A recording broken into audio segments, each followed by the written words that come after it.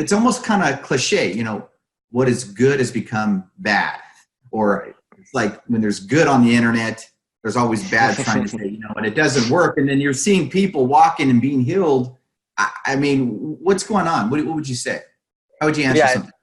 I think that there's a lot of misinformation out there, and unfortunately, a lot of it's being put out by people in the field, actually, competitors doing slightly different things, right?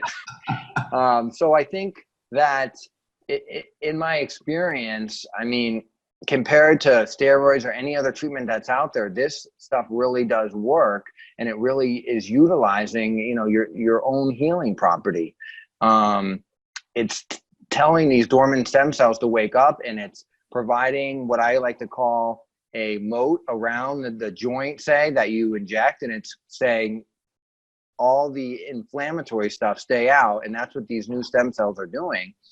So yeah, I think there's just a lot of misinformation out there. I think that the first generation of regenerative medicine was using bone marrow or adipose tissue, and I think that is still around, but you're still using your own cells that are, say, 50 or 60 years old, instead of using, you know, cells from an umbilical cord from a healthy baby that was donated and then sterilely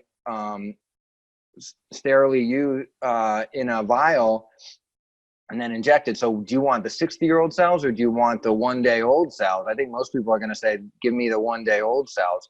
And then that's moved on to the second generation of regenerative medicine, which is what we're currently doing, which is umbilical cord or placenta or embryonic base. They're all synonymous cells.